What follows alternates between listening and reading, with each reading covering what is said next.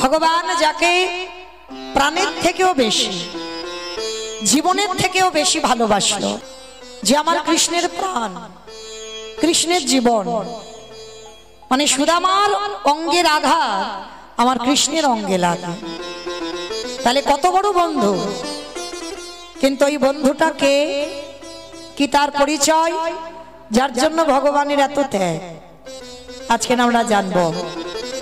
এই সুদামা ছিল মা ত্রেতা যুগে ভরত ভাই, এই ত্রেতা যুগে ভরত ভাই।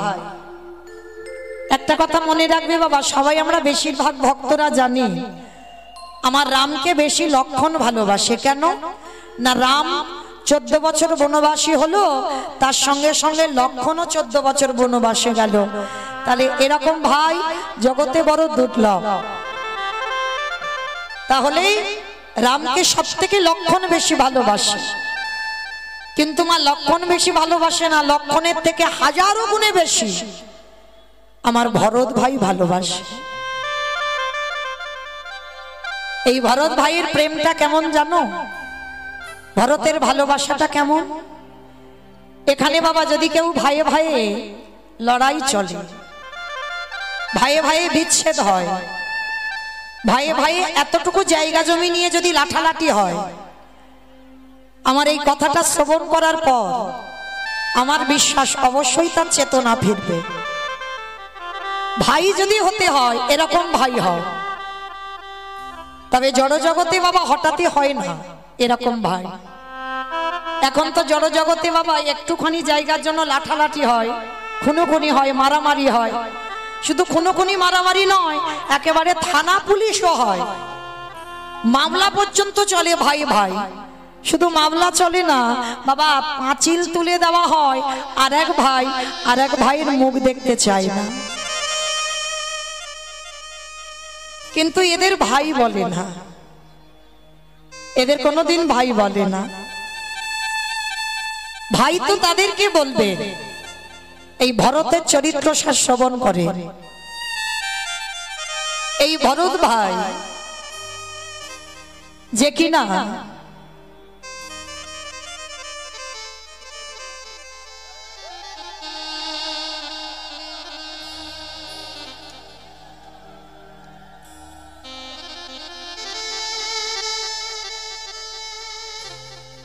এই যে ভরত ভাই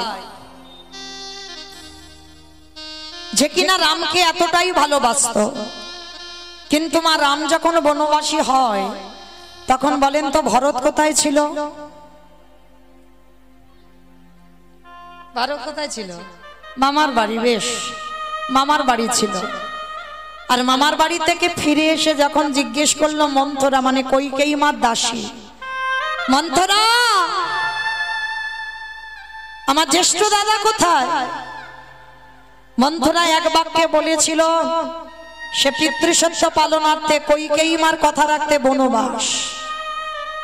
যখনই বলল কইকেয়ী মার কথা রাখতে বনবাস, ভরতের মাথায় যেন বিনা মেঘে বজ্রাঘাত পড়ল। পাগলের মতো ভরত ছুটে গেল বনবাসে।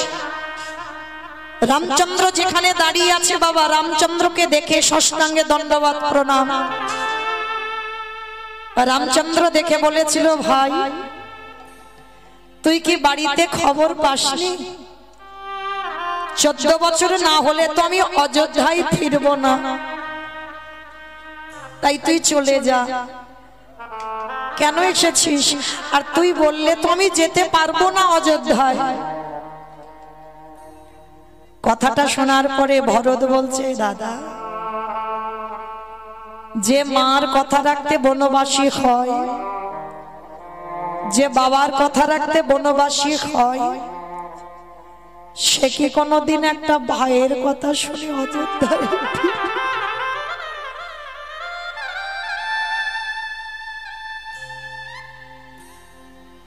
আমি জানি দাদা, পিতৃসত্য পালনে যে বনবাস হয়, সে কোনোদিন একটা ভাইয়ের কথা শুনে অযোধ্যায় ফেরে না। তা ফিরবো না তুই জানিস, তা আমার কাছে এলি কেন? দাদা তোমাকে দুটো প্রশ্ন করতে। আমার মা যে বাবার কাছে দুটো বর চেয়েছিল, ওই দুটো বরের মধ্যে কোন বরটা আগে চেয়েছিল? কি মায়েরা আপনারাই বলেন, কোন বর আগে চেয়েছিল? রাম বনে যাক না ভরত রাজা হোক?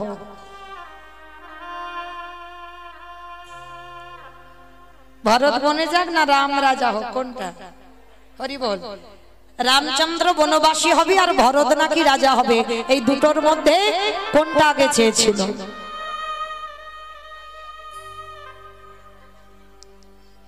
না, আগে বলেছিল আমার ভরতে যেন রাজা হয়, তারপরে বলেছিল রাম যেন বনে যায়। যার জন্য তো ওই জায়গাটাই ধরলো, বলেছিল উত্তর দাও। আমার মা যে বলল যে ভরত রাজা হোক তারপরে রাম বনে যা, তাহলে আমি মামার বাড়ি থেকে ফিরলাম না, আমি রাজা হলাম না, তুমি পালিয়ে এলে কেন? দাদা, তুমি জগৎকে বোঝাতে পারো ভুল, কিন্তু তোমার ভরত ভাইকে নয়। তোমার ভরত ভাইকে তুমি ভুল বোঝাতে পারো না, কারণ আমি জানি আমি মামার বাড়ি থেকে ফিরে আমি যদি রাজা হই, আমি আদেশ দিতাম কেউ বনবাসে যাবে না।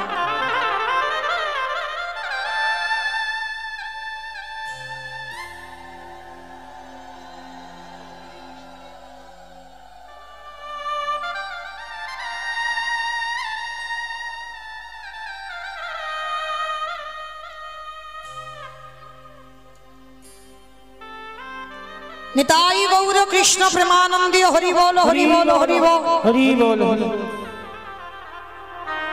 भरत बोले उठलो, दादा তুমি জানতে যে ভরত যদি একবার রাজা হয় ও কোনোদিন আমাকে বলবে না, আদেশ দেবে না যে আমি যেন ওই অযোধ্যা থেকে বনবাসী হই। তাই দাদা তোমার কাছে আমার নিবেদন, 14 বছর হয়ে গেলে তুমি ফিরে যেও।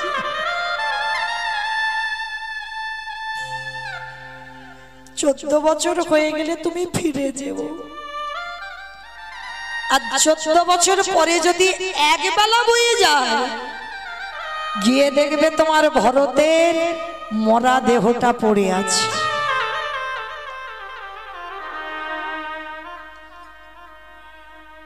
আর একটা কথা বলেছিল ভরত, দাদা আমি তো তোমার কাছে কোনোদিন কিছু বায়না করিনি, আজ আমি তোমার কাছে একটা জিনিস চাইবো, তুমি দেবে? বল, যদি আমার কাছে থাকে আমি তোকে দেব, বল কি চাইছিস? দাদা দিতে যদি হয় দাও দাও না দাদা, তোমার ওই দুটো চরণের খড়ম জোড়া। কারণ যে জায়গাটা তোমার জায়গা, সে জায়গাতে আমি কোনোদিন বসতে পারবো না দাদা গো।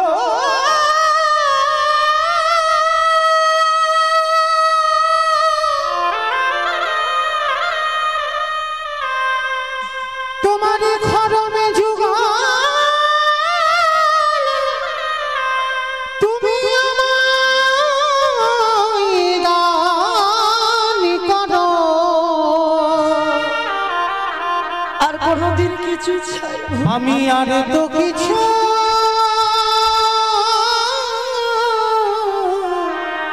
চাহি না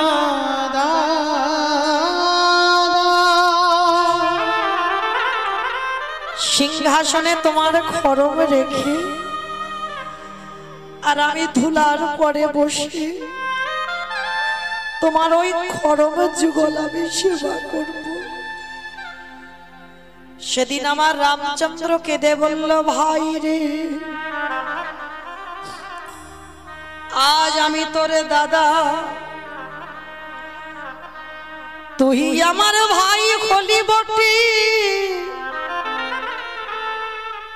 কিন্তু রামচন্দ্র বলছে আমি তো আমার মার জন্য বনবাস নয়, বাবার জন্য বনবাস নয়, বনবাস আমি আমার কাজের জন্য হয়েছি। কিন্তু তুই প্রতিবাদ করতে পারলি না, কথা দিলাম আমি 14টা বছর আমার খরম যে তুই সেবা করবি, এর পরের জন্মে তুই হবি আমার সুদামা বন্ধু। ওরে ভাই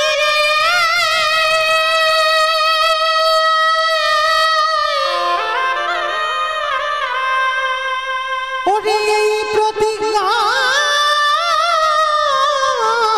করে গেলাম, ওরে পর জনমে তুই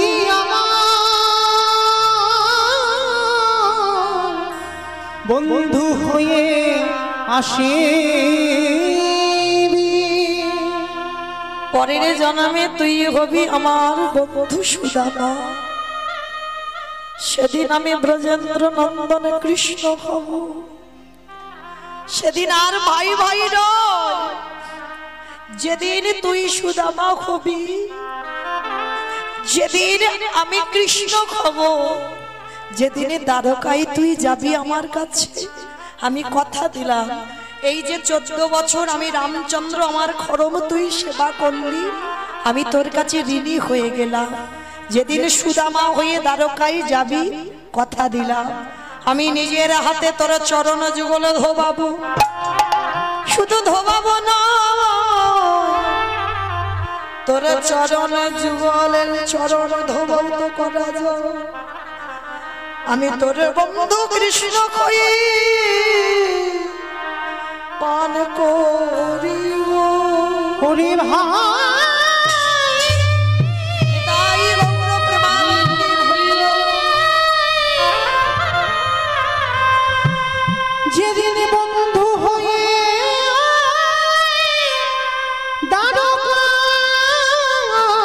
দ্বারকায় যাব,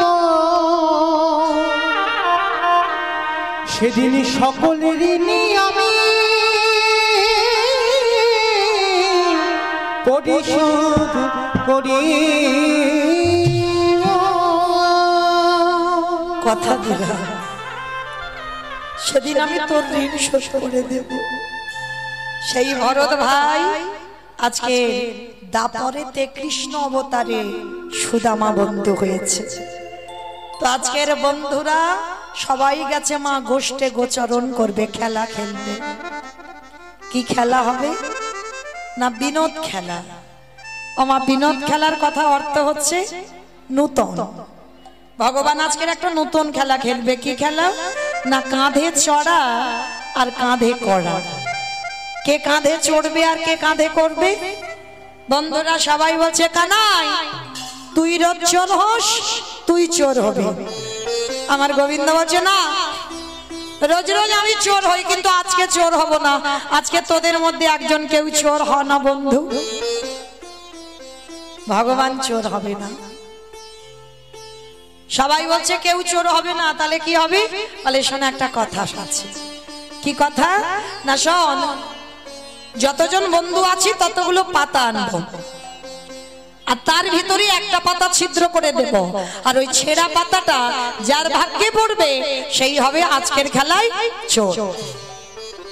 বলে এটা ঠিক কথা বলেছি, সেটা মন্দ বলিসনি। তবে শোন, সবার চোখ বেঁধে দেব, আর সবার পাতা একসঙ্গে যখন নেওয়া হবে তারপরে চোখ খোলা হবে। বলে তাই হবে। সমস্ত বন্ধুদের চোখ বেঁধে দিল। এইবার একে একে বন্ধুরা পাতা নিল। সমস্ত বন্ধুরা যখন পাতা নিল না, এইবার সবাই কৃষ্ণকে বলছে এই গানাই নে, এবার তোর চোখটা বেঁধে দি। কৃষ্ণের চোখ শক্ত করে বেঁধে দিল, আর শক্ত করে বেঁধে দিয়ে এইবার কৃষ্ণ পাতাটা তুলছে। সবার তো নেওয়া হয়ে গেছে, কৃষ্ণ শেষে পাতাটা। সবার পাতা যখন নেওয়া হয়ে গেল, নে এবার সবাই চোখ খোল। এবার সবাই চোখ খুললো, আর চোখ খুলে বাবা দেখে না, সবাই একটা একটা করে পাতা দেখছে। সবার ভাগ্যে ভালো পাতা। আর যে বলেছিল আজকের খেলায় চোর হবে না, তার ভাগ্যেই ছেঁড়া পাতা পড়েছে। আর যেই না দেখেছে কানাইয়ের ভাগ্যে ছেঁড়া পাতা, সবাই বলে বলেন কানাই চোর, কানাই চোর, কানাই চোর, কানাই চুপ চুপ, কানাই চোর, কানাই চোর, কানাই চোর বলে লাফাচ্ছে। আরে আমি যে চুরি করি, আমি কি চুরি করি একা খাই? আমি তো তোদেরকে দিয়ে খাই, তাহলে কিসের জন্য বলছিস আমাকে চোর?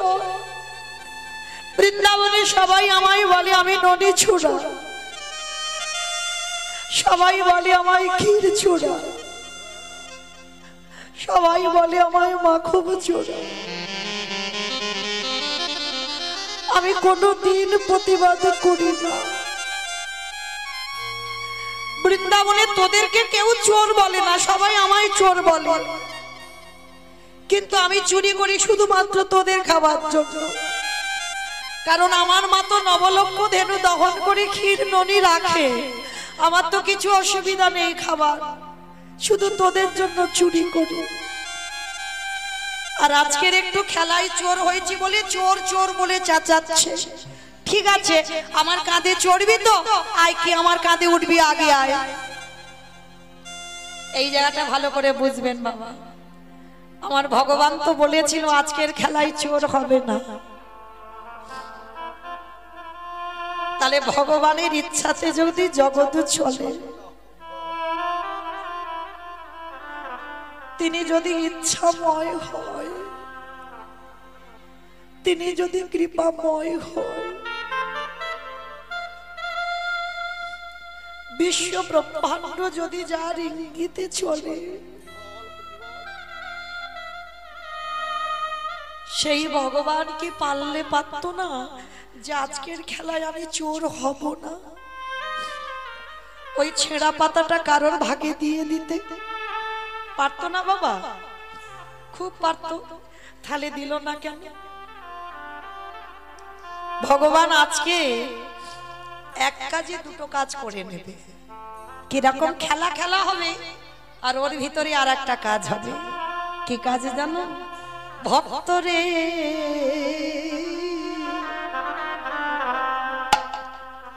এই জগতে সবাই আমায় ভালোবাসে বটে,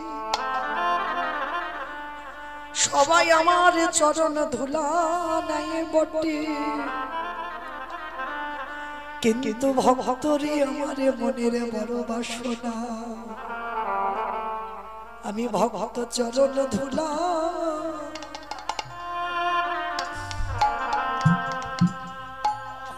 চরণ ধুলায় অঙ্গে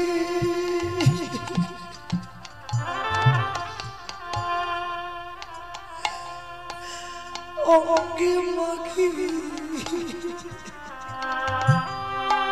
আমি এই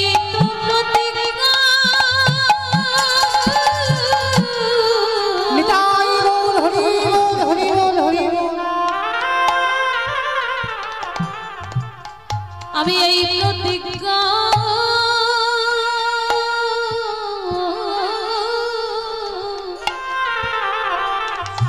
করে রাখলাম,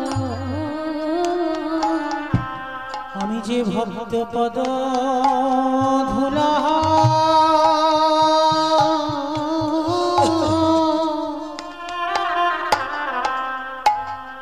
ধুলাই অঙ্গে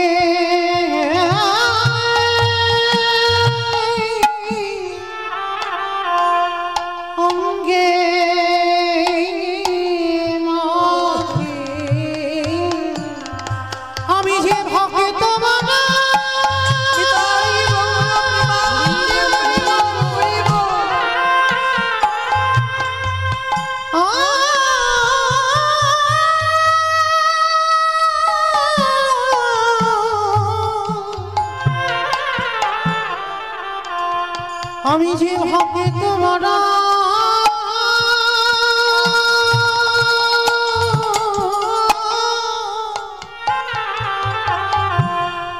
বড়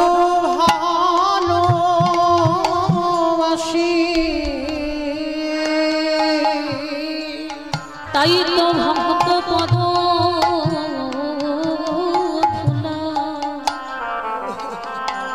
ভুলা অঙ্গে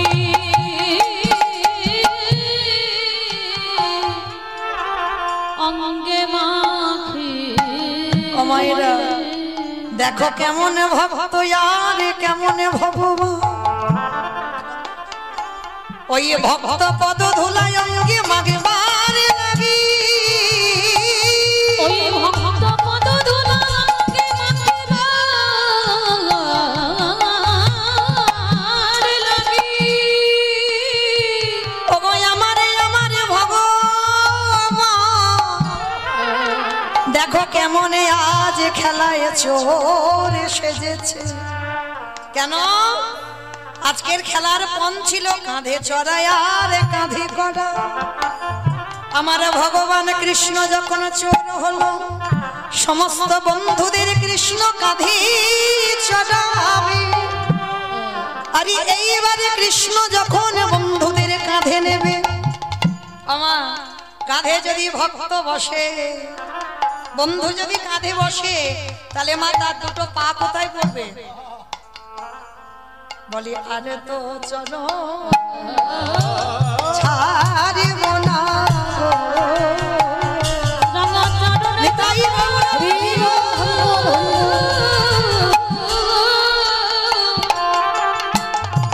ওই রঙা চরণ যখন এই তরিতে ধরেছে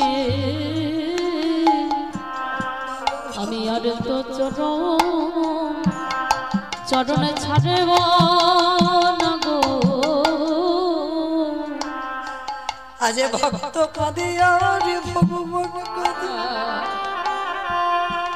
ভগবান যেই না বন্ধুদের চরণ যুগল হৃদয় ধারণ করিল চরণে যুগলে হৃদয়ে ধারণ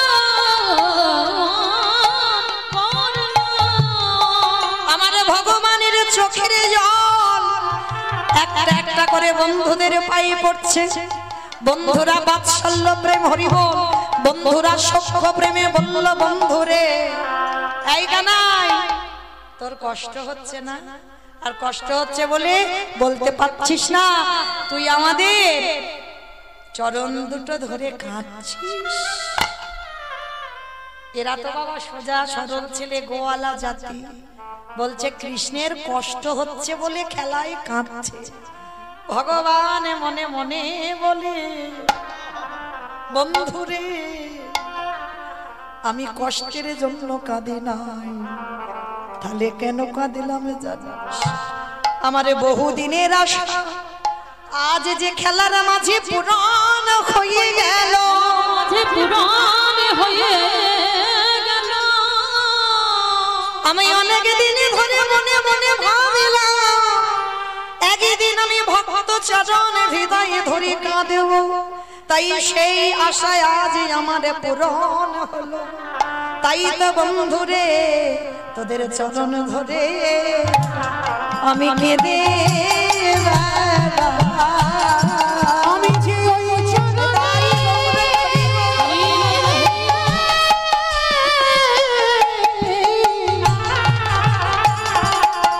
আমি যে ওই চরণে বড়ই অভিলাষী তাই তো চরণ ধরে আমি কেঁদে রাখলাম